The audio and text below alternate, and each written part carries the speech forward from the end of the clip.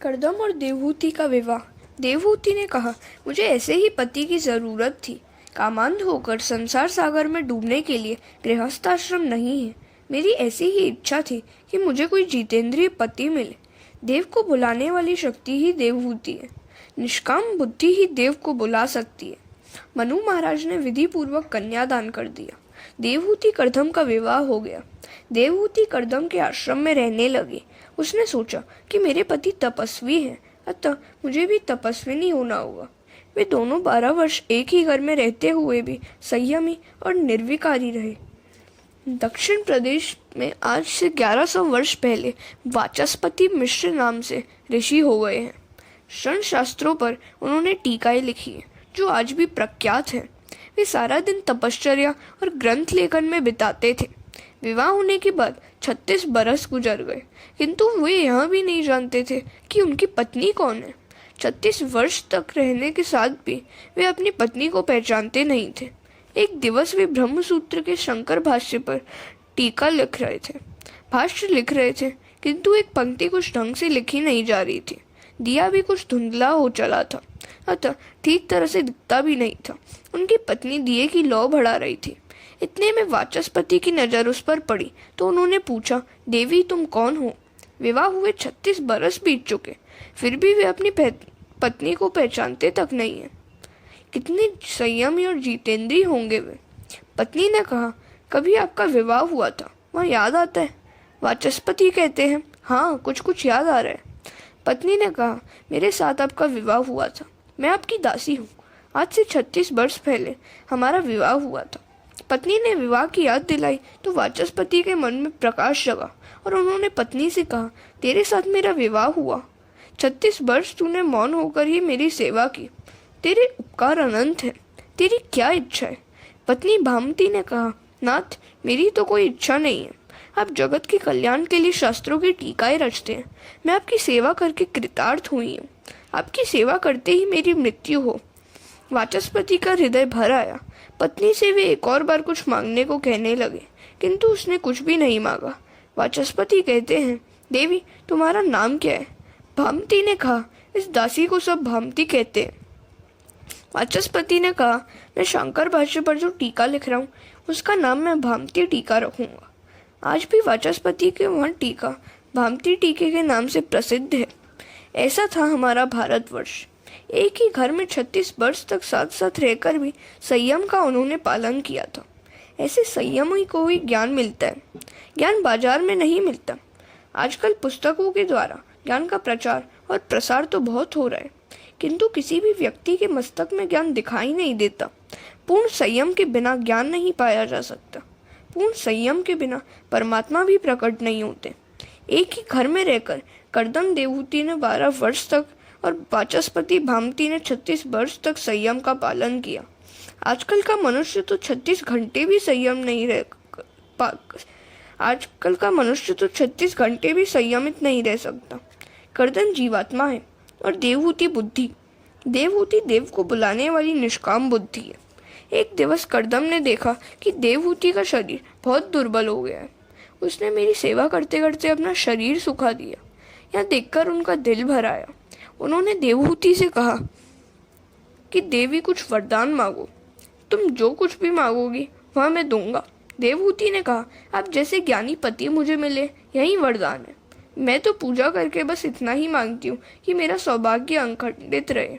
पहला पेट है या पेट का दाता परमात्मा। स्त्री का धर्म है कि रोज वह तुलसी और पार्वती की पूजा करे। आज की स्त्री तुलसी की पूजा तो करती होगी, किंतु चाय नाश्ता करने के बाद ही। यह सुनकर करदम बोले, कुछ ना कुछ तो तुम्हें मांगना ही होगा। पति के आग्रह करने पर देवहूति ने कहा कि आपने प्रतिज्ञा की थी कि एक संतान के होने पर संन्यास लेंगे। अब यदि इच्छा हो तो एक बालक का मुझे दान दे। मनुष्य शरीर की रचना ही ऐसी है कि वह भोगों का मर्यादित प्रमाण में ही उपभोग कर सकता है। मर्यादा का उल्लंघन करेगा तो वह रोगिष्ट हो जाएगा। करदम बोले, मैं तुझे दिव्य शरीर अर्पण करूंगा। देवहूति सरस्वती के किनारे पर स्नान करने गई। सरस्वती में से अनेक दासियां निकली। देवहूति ने स्नान किया और उनका शरीर बदल गया। करदम ऋषि ने संकल्प के बल से विमान बनाया और दोनों बैठ गए उस पर। कथा में शांत और करुण रस प्रधान है, श्रृंगार और हास्य रस गौण है। कथा में श्रृंगार रस का वर्णन करने की आज्ञा महात्माओं ने नहीं दी है। श्रोताओं को संसार के विषयों के प्रति अरुचि हो और ईश्वर के प्रति प्रेम हो, यह लक्ष्य में रखकर वक्ता को कथा करनी चाहिए। कथा श्रवण के बाद विषयों के प्रति अरुचि और ईश्वर के प्रति रुचि न हुई तो समझो कि कथा सुनी ही नहीं है। कथा सुनकर वैराग्य होता है। भागवत के दूसरे स्कंद में ब्रह्मा जी ने नारद को बताया कि कथा किस प्रकार की जानी चाहिए। इन 100 वर्षों में देवहूति की 9 कन्याएं हुई, किंतु पुत्र एक भी न हुआ। जो 9 कन्याओं का पिता होता है उसके यहाँ कपिल आते हैं। जिसकी 9 पुत्रियां होती हैं उसे ज्ञान मिलता है। 9 कन्याओं का अर्थ नवदा भक्ति है। नवदा भक्ति के बिना ज्ञान नहीं होता। सामान्य अर्थ करें तो कह सकते हैं कि 9 कन्याओं का विवाह करते करते पिता की अकल ठिकाने आ जाती है कि मैंने यहाँ क्या कर दिया। नवदा भक्ति के न होने तक कपिल अर्थात ज्ञान नहीं आता। श्रवण, कीर्तन, स्मरण, पाद सेवन, अर्चन, वंदन, सख्य और आत्मनिवेदन ये 9 अंग नवदा भक्ति में आते हैं। नवदा भक्ति के सिद्ध होने पर ही कपिल भगवान पधारते हैं। भक्ति ही ज्ञान रूप में बदलती है। भक्ति की उत्तरावस्था ही ज्ञान है। अपरोक्ष ज्ञान की पूर्वावस्था ही भक्ति है। भक्ति के बाद ज्ञान आता है। ज्ञान की माता भक्ति है। जिसकी नवदा भक्ति सिद्ध नहीं होती उसे ज्ञान नहीं मिलता।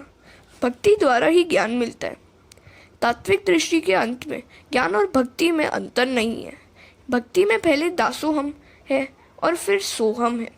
9 कन्याओं के जन्म के बाद कर्दम संन्यास लेने के लिए तैयार हुए। एक दिवस कर्दम ने सोचा कि अब तो इस विलासी जीवन का अंत आए तो अच्छा हो। सत्व प्रधाना ब्राह्मणा, वैश्य विलासी जीवन जिए तो कोई बात नहीं, किंतु ब्राह्मण को यह शोभा नहीं देता। अतः कर्दम ने सोचा कि एकांत में बैठकर मैं तप करूं। देवहूति ने कहा, मैं भी त्याग करना चाहती हूँ। विवाह का अर्थ है तन दो, किंतु मन तो एक ही है। देवहूति बोली, नाथ, आपने तो वचन दिया था कि एक पुत्र के जन्म के बाद आप संन्यास लेंगे। पुत्र का जन्म तो अभी तक हो नहीं पाया है। फिर इन कन्याओं की और मेरी देखभाल कौन करेगा? इन कन्याओं की व्यवस्था करने के बाद ही संन्यास लीजिए। सुखदेव जी वर्णन कर रहे हैं, कर्दम देवहूति ने विकार का त्याग किया। उन्होंने कई वर्ष तक परमात्मा की आराधना की। इसके बाद देवहूति के गर्भ में साक्षात नारायण ने वास किया। 9 मास का समय समाप्त हुआ। आचार्यों, योगियों और साधुओं के आचार्य प्रकट होने वाले थे। ब्रह्मादि देव कर्दम ऋषि के आश्रम में आए। ब्रह्मा जी ने कर्दम ऋषि से कहा कि तुम्हारा गृहस्थाश्रम सफल हुआ। तुम अब जगत के पिता बन गए हो। वह बालक जगत को दिव्य ज्ञान का उपदेश करेगा। जीव भगवान के लिए आतुर होता है तब भगवान का अवतार होता है। आतुरता के कारण भगवान के दर्शन होते हैं। हरे कृष्ण।